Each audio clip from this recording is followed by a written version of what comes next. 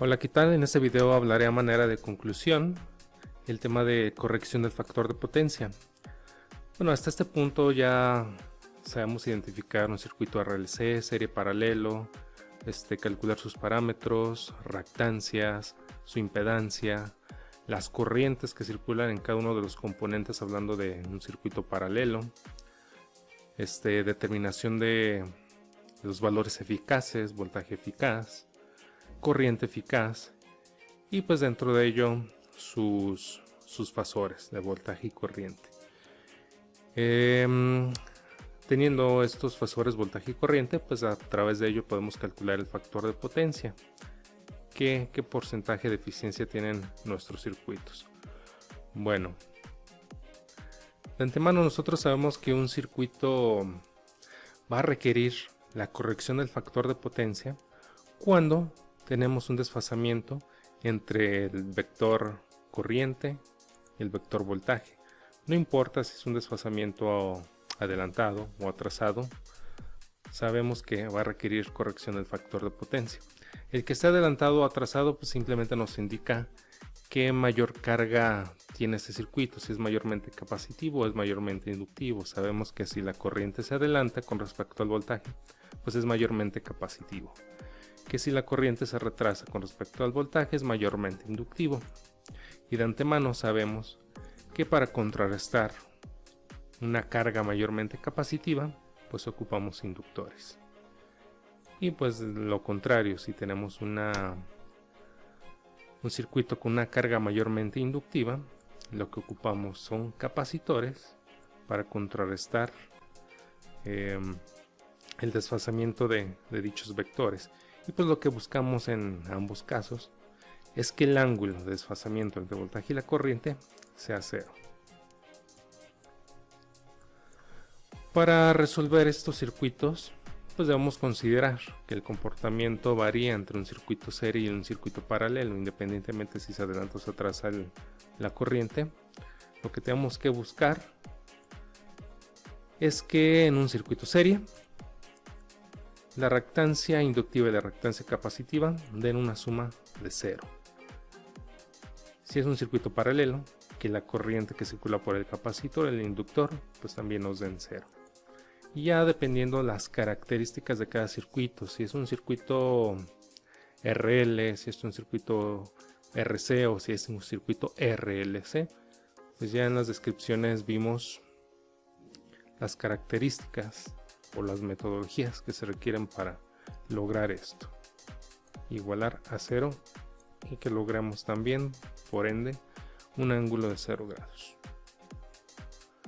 Algo que no les había comentado en el tema del factor de potencia es que independientemente si la corriente está adelantada o está atrasada, nosotros vamos a considerar el triángulo de potencias como positivo. Siempre lo vamos a considerar positivo, ya que no existen potencias negativas. Y el ángulo de desfasamiento entre el voltaje y la corriente se va a convertir en nuestro ángulo phi. El ángulo θ va a ser nuestro ángulo phi y siempre lo consideraremos positivo.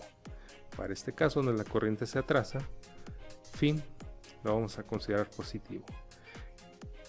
En este caso, el signo positivo o negativo pues simplemente nos va a indicar si es en adelanto o es en atraso. Por las potencias, el valor del ángulo phi lo consideraremos positivo siempre. Y pues la finalidad es llegar a esto, en donde la corriente y el voltaje eficaces estén en fase, haya 0 grados entre estos dos vectores, y por lo tanto el triángulo de potencias pues prácticamente deje de ser un triángulo, donde tenemos la potencia Q o la potencia reactiva, que es la generada por las reactancias por el capacitor y por el inductor, sea 0. Si Q tiende a ser 0, por lo tanto S y P van a tender a ser igual, se van a aproximar al mismo valor. Y pues su valor va a ser del producto de voltaje por la corriente. Ojo, hasta este punto ya estamos considerando valores eficaces, debido a que el valor eficaz es un valor que se describe en todos los componentes, en todos los equipos eléctricos y electrónicos. Ustedes no verán en ningún dispositivo, en ningún equipo, que nos dé el voltaje pico ni que nos dé el valor de omega. De hecho, lo que nos dan son los valores voltajes eficaces y la frecuencia de propagación de dicha señal. Para nosotros es relativamente fácil hasta este punto obtener el factor de potencia de un circuito y corregir el factor de potencia de dicho circuito. Tomo como referencia uno de los ejercicios que se encuentran en la plataforma y que están resueltos, un circuito RLC paralelo, que tenemos una corriente eficaz resultante con un ángulo positivo. Esto indica que nuestro circuito es mayormente capacitivo, por lo tanto debemos buscar un inductor que contrarreste esta carga capacitiva. Una vez calculando el valor de dicho componente, pues podemos verificar el factor de potencia, cómo se comporta una vez que ya se corrigió. Los ejercicios que hemos visto hasta este momento pues son circuitos dados. Sin embargo, va a haber ocasiones en donde, ya sea el problema o el enunciado del ejercicio, no nos dé el circuito como tal, sino que nos va a dar únicamente la gráfica de los fasores, o bien nos puede dar únicamente el triángulo de potencias, y nos va a pedir que calculemos a partir de estos datos un circuito que tenga por ende este comportamiento, o que debamos calcular el circuito ya con el factor de potencia corregido. Este tipo de ejercicios ya no los vamos a ver. No los vamos a ver por cuestiones de tiempo. Sin embargo, si ustedes tienen el interés de ahondar en este tema, prácticamente sería llevar a cabo un procedimiento a la inversa. A partir de esos datos, calcular corrientes o calcular reactancias, impedancias y pues llegar a los componentes. Por último, quiero hablarles acerca de la fuente de voltaje que alimenta nuestros circuitos.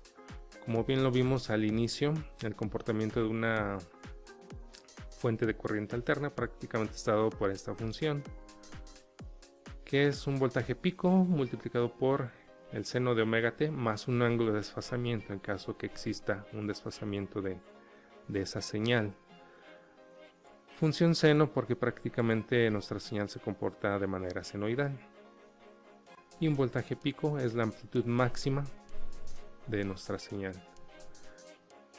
En varios de los ejercicios manejé 180 grados y una frecuencia angular de 377. Eso, si hacemos las operaciones correspondientes, pues nos va a dar 127 volts y fracción. Aquí le voy a dejar como 127 volts cerrado. Y eso, el valor de omega, nos daría un resultado de 60 Hz. Estos 127 volts a 60 Hz son el valor eficaz. Son el valor que Comisión Federal de Electricidad, de forma monofásica, distribuye a nuestros hogares. Ustedes, como les comentaba, en sus equipos, en sus componentes, en sus fuentes inclusive de celular o de su computadora, de laptop, ustedes van a ver estos datos. 127 volts a 60 Hz.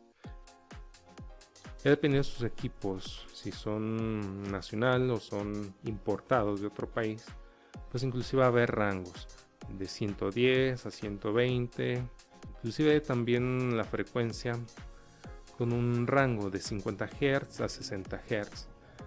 Recordando, aquí en México por norma son 127 volts, 60 Hz. En otros países esto puede variar. En Europa, por ejemplo, la frecuencia utilizada para la señal de alimentación en los hogares es 50 Hz. Y pues en sus componentes, en sus equipos, ustedes no van a ver esta nomenclatura, voltaje RMS, simplemente van a ver que opera 127 volts, poco más, poco menos, a 60 Hz, igual con sus rangos. Por norma, esos valores son eficaces o RMS, para que tengan presente este concepto. Pues aquí terminamos este video concluyendo el tema de corrección del factor de potencia y prácticamente del tema en general. Y pues nos vemos en otro video.